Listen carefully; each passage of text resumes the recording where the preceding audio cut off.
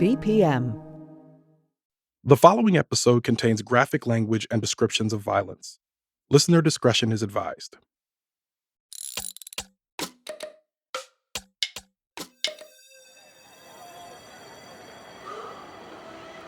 If you ride northward the length of Manhattan Island, going through Central Park and coming out on 7th Avenue or Lenox Avenue at 110th Street, you cannot escape being struck by the sudden change in the character of the people you see. That's James Weldon Johnson, activist, poet, and the author of Black Manhattan, describing a trip through New York City of the 1920s and 30s. You see more and more Negroes walking in the streets, looking from the windows, trading in the shops, eating in the restaurants, going in and coming out of the theaters, until, nearing 135th Street, 90% of the people you see, including the traffic officers, are Negroes. You have been having an outside glimpse of Harlem, the Negro metropolis. A map drawn by E. Sims Campbell, the first African-American illustrator to be syndicated by national magazines, is a guide to Harlem's nightclubs before and after Prohibition. On Lenox, there are clubs opening and closing at all times. There's too many to put them on this map. The stars indicate the places that are open all night. Some of the Harlem Renaissance's most famous spots leap off the map. The Savoy Ballroom is pictured there, with cartoonish dancers doing the Lindy Hop. Next door on the map is the Cotton Club, where Cab Calloway is crooning "Hidey, hidey, hidey, ho," backed by his band. Radium Club, Theatrical Grill, Small's Paradise, Gladys's Clam House. Gladys Bentley wears a tuxedo and hi-hat, tickles the ivories. Club Hot Cha, nothing happens before 2 a.m. Ask for Clarence. Tilly's specializes in fried chicken, and it's really good. Campbell's map isn't to scale. It packs the frenzied nightlife of Harlem into a small magazine spread. There's enough there that it would be hard to choose where to go and what to see if you only had one night. The only important omission is the location of the various speakeasies, but since there are about 500 of them, you won't have much trouble. But, of course, no one can seriously think that the 200,000 and more Negroes in Harlem spend their nights on any such pleasance. The vast majority of them are ordinary, hard-working people, confronted with the stern necessity of making a living, of making both ends meet, of finding money to pay the rent and keep the children fed and clothed neatly enough to attend school. Their waking hours are almost entirely consumed in this unromantic task. In the industrial North and Midwest, respectable employment most available to Black migrants were the dirtiest and most dangerous jobs in factories, or the menial gigs in the service industry, as maids, janitors, and butlers. These jobs cost workers as much as they paid. If they could, Black people rejected work they found low-paying or ruinous to their physical or emotional health, but they often couldn't afford to.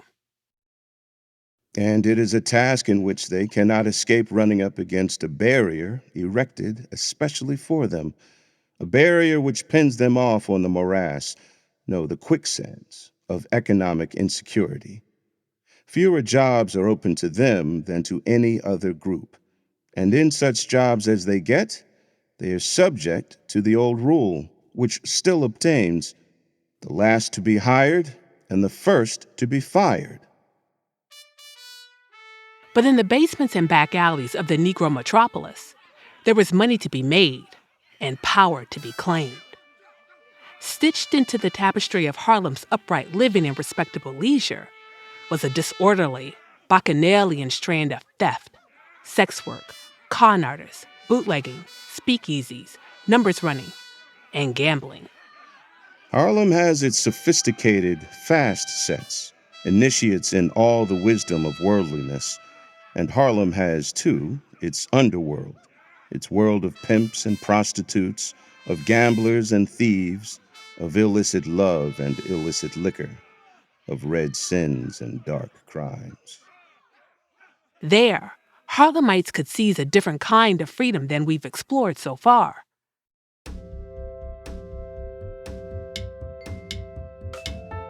In this episode, stories of the race rebels, Black men who played by a different set of rules, who responded to racism and brutality by relying on cunning, exploitation, and violence to obtain personal freedom and power. It was high risk, and it didn't guarantee reward.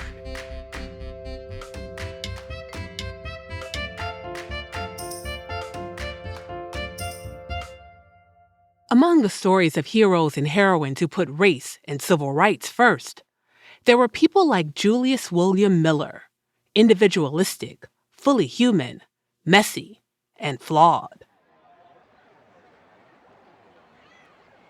Like most migrants and immigrants flooding into New York at the turn of the 20th century, Miller was trying to rise and make as much money as possible before the city chewed him up and spat him out. And so he put one foot in the formal economy, legitimate, upstanding, respectable employment, and another in the informal one. Most of what we know about Julius Miller comes from newspaper, police, and court reports. Some papers described him as a career gambler and a dope fiend. Others called him a man of affluence, all of which was probably a little bit true. The police say that Miller was sent to the penitentiary for receiving stolen goods in 1907, served 6 months for vagrancy in 1908, and in 1918 was sentenced for felonious assault in connection with the shooting. In the daylight hours, Julius Miller was a porter, living the respectable life Black elite and middle-class reformers encouraged among recent migrants from the South.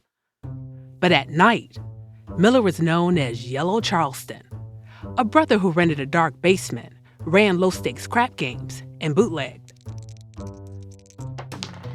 Tall and muscular, light-skinned with angular features, and well-dressed, he was either in his mid-30s or early 40s when he ran the gambling club. He was married to a beautiful dark-skinned woman named Rose, and they had 2 doll-like daughters, Evelyn and Florence. Miller wanted more for himself and his girls than what carrying luggage and loads for travelers or shoppers provided, so he turned to illegal side hustles. In Harlem's underground, Miller was cosmopolitan, flush with cash, dapper, unapologetic, a challenge to middle-class and elite notions of respectability that he tried to embody during the day, in public. One Saturday night, back in the spring of 1924, one of Harlem's speakeasies saw some particularly exciting and gruesome action.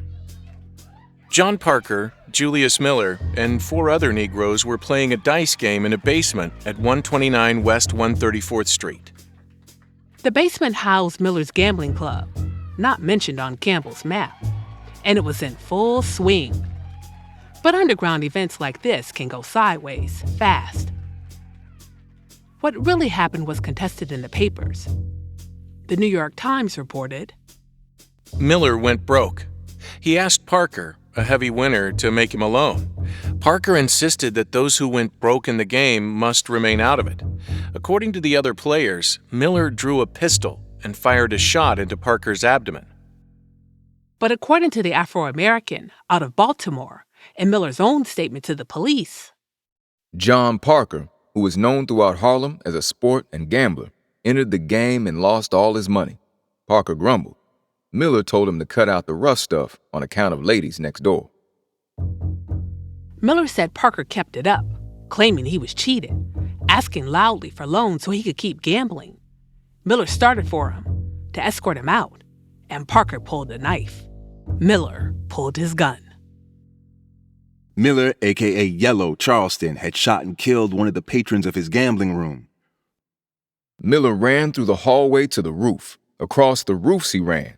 Then he ran out to the street. Realizing what he had done, the murderer left the place, made his way to the roof, and went across roofs to 119 West 134th Street, where he descended. Miller's underground was a complicated world of deception, ruthlessness, danger, and death, packed with men and women who were trying to rise by any means. At the corner, outside Baron Wilkins' exclusive club, he saw Baron himself. Miller ran up to him. Unlike Miller, Baron Wilkins was a public figure known far and wide. 6 feet tall and of powerful frame, he conducted cabarets or sporting places in Norfolk, Virginia, Atlantic City, Washington, and Chicago. To Baron Wilkins's place came the flow and wash of all Manhattan's raciest nightlife.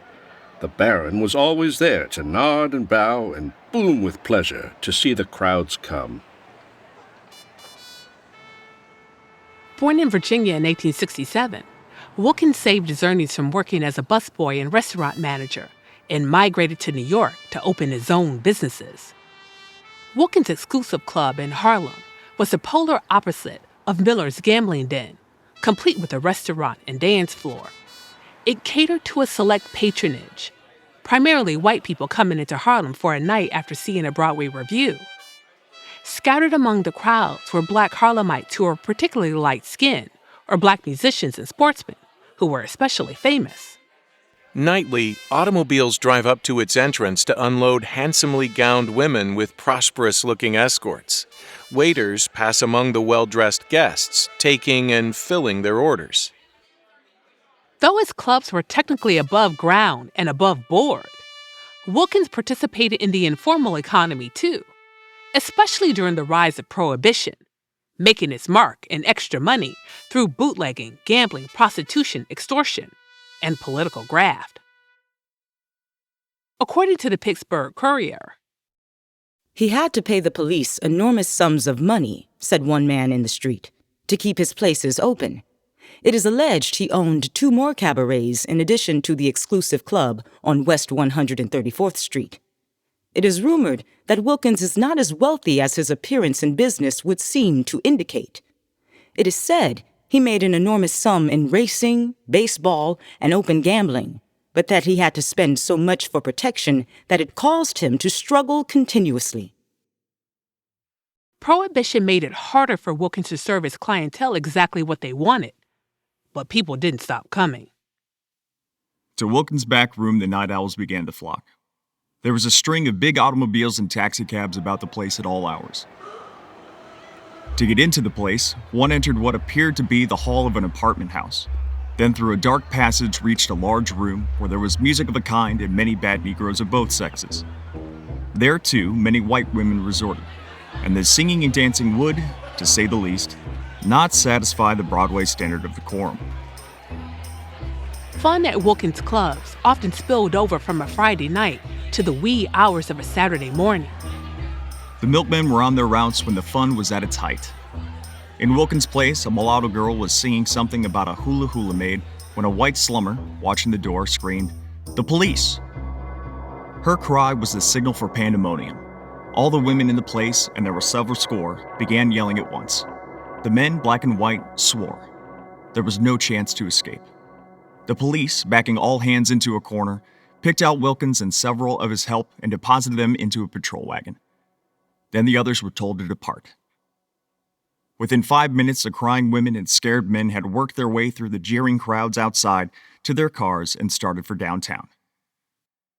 Exploited, vulnerable young people propped up Wilkins' criminal enterprises, especially women, who found themselves forced into survival sex and into violent, exploitative domestic work. That drew the attention of reformers, putting men like Wilkins into the frame. Social and uplift workers claim that Wilkins' place, frequented by Jack Johnson, Peggy Joyce, and hundreds of others, was the one big obstruction to the moral betterment of the community. It is also said that more than one Harlem girl attributes her first step on the downward path to the influence of Wilkins. By 1924, Wilkins had achieved kingpin status, said to be worth $200,000, multiple millions in today's money. He had real power and blooming respectability, commanded loyalty, and was owed favors he could call in as needed. Baron is reputed as being Harlem's richest man. Shortly after he married his second wife, Mrs. Carolyn Sparrow, she ran over a white man and killed him outright in Atlantic City while driving her new car. a gift from her husband. The case never came to trial, but Wilkins is alleged to have remarked once, "Baby will never know what it cost me to get her out of that scrape." Wilkins was indifferent in politics, swinging between the Democratic and Republican parties as the mood suited or as his private interests dictated. The police say that his influence was built largely on his practice of extending a helping hand to those who required emergency financing.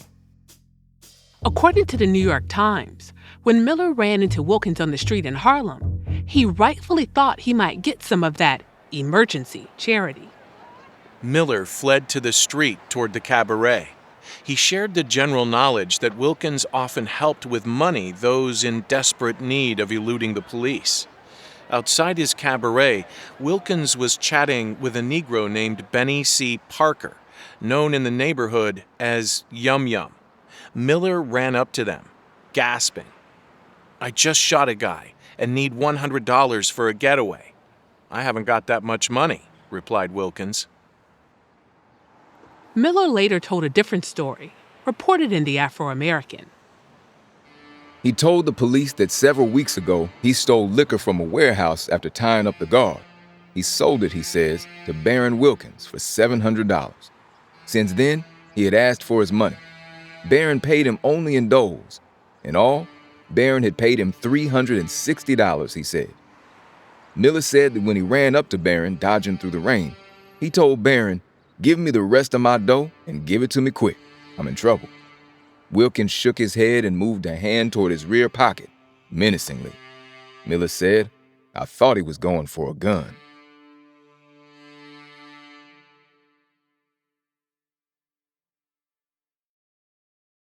It is doubted that Harlem was ever as stirred on as Saturday evening, just a few minutes before 7 o'clock, when 4 pistol shots rang out at the corner of 134th and 7th Avenue.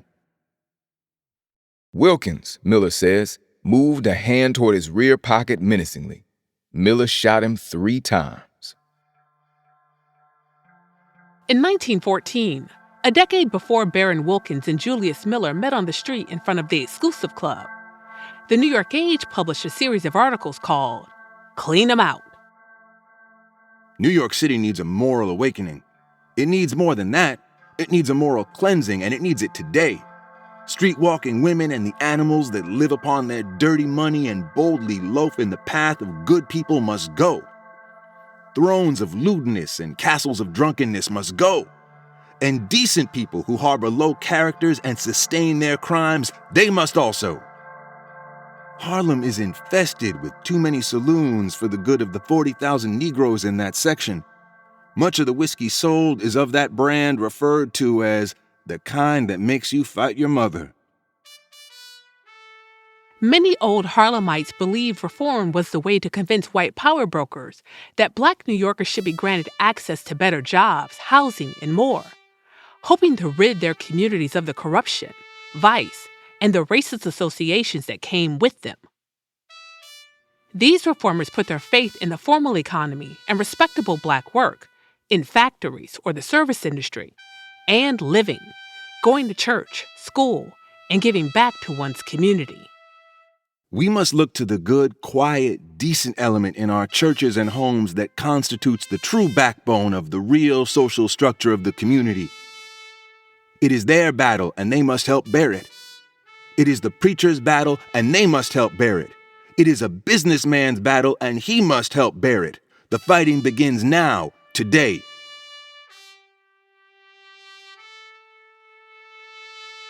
Reformers embraced an ideology of racial uplift and formed organizations to achieve it, like the National Urban League, the National Association of Colored Women, and the NAACP.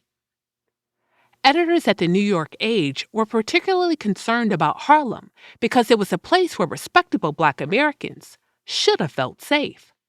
One letter from an admirer asks, "Why Harlem?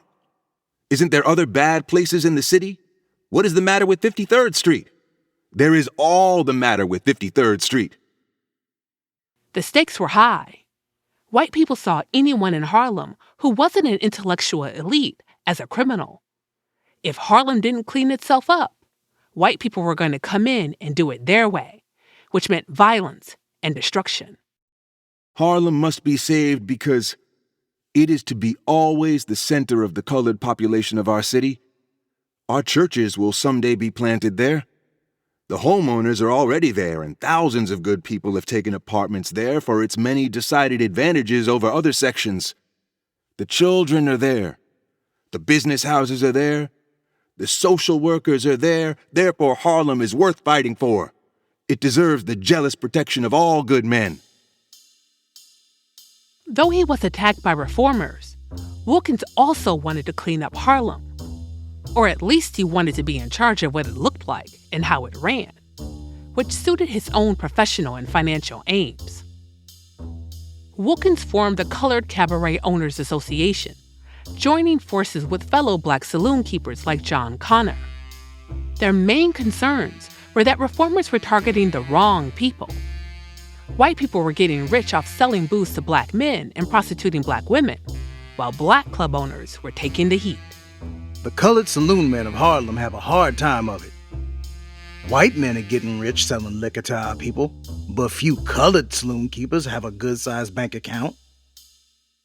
Connor gave an interview to the New York Age in 1917, calling for Black Harlem to cater to Black-owned businesses so that they wouldn't have to rely so heavily on white patrons from other neighborhoods. Harlem, with its 60,000 colored people, furnishes wonderful business opportunities for the Negro. At least it will as soon as there's more race cooperation. The saloon keepers experience the same difficulty as those who engage in other business enterprises. The majority of our people would rather spend their money with a white tradesman, although the money does the race no good and is not circulated among colored people. The dream was for Harlem to be self-sufficient and independent of white folks, but for the time being, respectable cabaret owners like Connor and Wilkins needed those white slummers and all their disposable income. White visitors to Harlem paid for vice, sure, but earnings from the informal economy supported the formal one. Wilkins poured white slummers' money into his own community in the form of charity. Baron Wilkins was a man who lived in the age fighting for the uplift of his race. His advice to youngsters that came to his place was, go do something worthwhile. Money from Vice supplied vital financial need, feeding the hungry, bailing out kin and failing businesses, loaning money to churches or their members to spare them from eviction or repossession, underwriting new business ventures, and employing job seekers. He was known as a man with a big bankroll and kept his hand in his pocket for his friends. Local charities in Harlem were benefactors of Mr. Wilkins' charity at all times. Wilkins, or the Baron, lined the pockets of politicians that would vote in Harlem's interests and leave his clubs alone. He funded black sportsmen like boxer Jack Johnson, whose audacious championship wins brought honor and respect to the race. No matter how much reformers, police, and agents of the state spoke with bass in their voices about crime, the informal economy's centrality to local life made it hard to beat. Men like Wilkins and Miller were driven by a new black male assertiveness that permeated the air at the turn of the century and took the U.S. by storm following the Great War, when black men came home from Europe and reasserted their demand for equal rights. With new possibilities for freedom came new identities. Yes, there is a new Negro, and it is he who will pilot the Negro through this terrible hour of storm and stress. His presence is inevitable in these times of economic chaos, political upheaval, and social distress. According to socialists Asa Philip Randolph and Chandler Owen, migrants from the South like them were motivated by Jim Crow and inspired by global freedom movements. Educated and proud of their heritage, they seized the duty of carrying out their forebears' dreams for them while advancing their own. The new Negro, unlike the old Negro, cannot be lulled into a false sense of security. He demands political equality. He who selects the representatives controls the representative. The new Negro stands for universal suffrage. He insists that a society which is based upon social justice can only be a society composed of social equals. He insists upon identity of social treatment. The Wilkinses and Millers of the world, bootleggers, thieves, gamblers, sex workers, blues singers and dancers, and cabaret owners, may not seem like the activists that Randolph and Owen meant, but they were.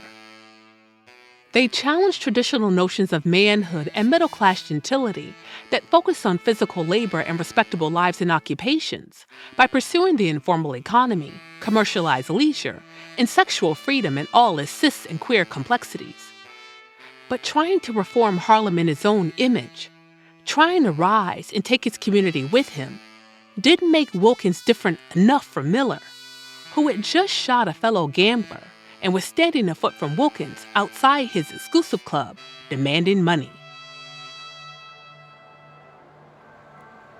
Yum Yum Parker, so called on account of a slight impediment in his speech, swore that he was standing alongside of Wilkins when Miller, known as Yellow Charleston, began firing. Miller set about doing the job thoroughly. He pressed the pistol against Yum Yum's face. He pulled the trigger twice, but it jammed and would not go off. He dodged across the street. He zigzagged back again. He dodged into the hallway of number 130, up the stairs to the roof, across the roof towards Lenox Avenue, throwing his pistol into an air shaft. When a rumor spread that Yellow Charleston, the man accused of the shooting, was still in Harlem, scores of Negroes began patrolling the streets in search of him. But he had disappeared as completely as though the earth had opened and swallowed him up. Wilkins and Miller might have gotten caught up and forgotten the inevitable costs of the life. The freedom that comes by way of unbridled power always comes with risk and often prices to be paid for the ways you seize it. In less time than it takes to write the words, every avenue and cross street in the community was ringing with the news, Baron Wilkins is shot and killed. For hours after the shooting, the crowd stood around the scene beneath umbrellas and discussed the good deeds of the slain cabaret owner. Meanwhile, Miller slipped down the street. He hailed a taxicab. In it, he rushed away downtown. He thought he might find friends. He left the taxi and wandered up the street, afraid of the streetlights. Automobile after automobile, filled with rich white Saturday night merrymakers, drove up to the exclusive club, Wilkins' place of business, only to find that it has been closed. The news of the murder of Wilkins spread rapidly through Harlem in the downtown section. Miller took a train to Jersey City. All night he slept in the tube station, fingering his $50, or prowling the streets nearby. He was afraid to go ahead, afraid to turn back, afraid to stay where he was. Between all his evils, he chose the police. At least then, he would know his destiny.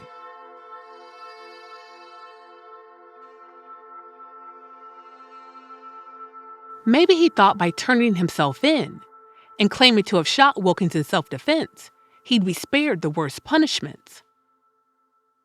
Miller was booked on 2 charges of murder, one for the killing of John Parker, the other for killing Baron Wilkins. While Miller faced a murder trial, Wilkins's body was laid in state.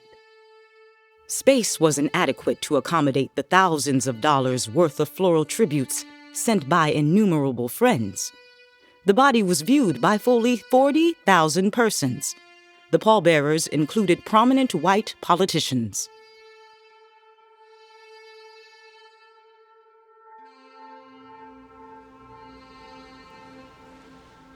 A bloody shirt, a black suit, a gray overcoat, and a gray felt hat with black band were exhibited in the Court of Special Sessions Tuesday morning as evidence against Julius William Miller, alias Yellow Charleston, who is on trial for his life, charged with killing Baron D. Wilkins, noted cabaret keeper of Harlem. Newspapers reported Miller being cool and collected, to the point of being disinterested, willing to accept his fate. His family stood by him throughout the proceedings. Hundreds of Wilkins' friends attended the preliminary trial. So ugly was the feeling that the police searched the spectators for weapons. Miller feared he would be shot or mobbed by the crowd. 3 eyewitnesses, a woman tenant, Yum Yum Parker, and the chauffeur who was employed by Wilkins testified that they saw Miller fire the shot that killed Baron D. Wilkins. The slayer's defense was that he killed Wilkins in self-defense after the latter made a move as if to draw a gun from his pocket. The jury was out for 18 hours. When they came back, Julius William Miller was convicted of murder in the first degree. During the night, Miller's wife, Mrs. Rose Miller, and 2 children, Florence, 7, and Evelyn, 9, waited nervously in the corridors of the criminal court's building. When the verdict reached them, Mrs. Miller collapsed, and the 2 children burst into hysterical sobbing. Ironically, while the jury was deliberating over the fate of Miller, federal agents raided Barron's Cafe and confiscated a large quantity of whiskey. to hear different Black papers tell it, Wilkins' posthumous standing in the community took a temporary dive because of the way he died, and at whose hands. Wilkins' involvement in the life had been an open secret. But the accusations that Wilkins owed a criminal like Miller bootlegging money were too specific for respectable Harlemites to ignore. Immediately, wild tales of graft and corruption began to go the rounds. In the final analysis, however, all Harlem is saying these words: Barron died as he lived, by chance. Both Wilkins and Miller seized their freedom by striving for power, a particular kind of power outside the norms of respectable masculinity. They didn't acquiesce to the roles Jim Crow tried to force upon them. Given limited options and resources, Miller especially did whatever he needed to do to provide. And they weren't traditional freedom fighter types either. Wilkins bent the world to his own terms and lived by his own code. The collective good was an afterthought. But power didn't mean control in 1920s Harlem. Wilkins and Miller chose risky paths to freedom, and that cost both men their lives. Julius William Miller, known in the Negro district of Harlem as Yellow Charleston, paid the death penalty tonight for the murder of Baron Wilkins, the Negro proprietor of a cabaret at 134th Street and 7th Avenue, New York.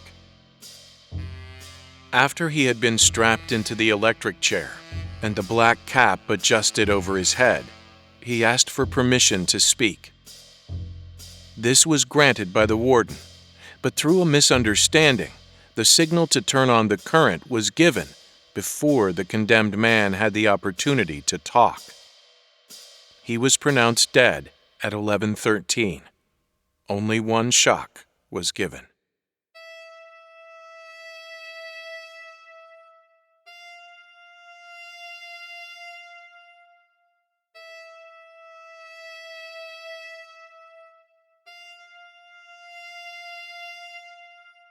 Seizing Freedom is a production of VPM in Molten Heart. It's hosted, written, and produced by me, Kidada Williams. Our voice actors were Jefferson A. Russell, William Barnett, Constance Swain, Dustin Ebaugh, Aaron Goodson, Dale Leopold, Tim Jenkins, Conrad Ince. The show was also written by our senior producer, Kelly Jones. Our narrative editor is Jess Jupiter. Casting and additional production from Ronald Young Jr. of Oh It's Big Ron Studios. Music, sound design, mastering, and theme by James T. Green of Molten Heart.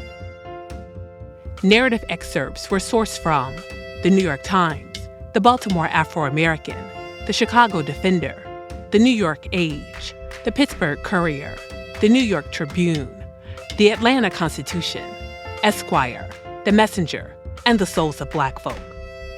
You can find links to these resources and more information about the show at seizingfreedom.com.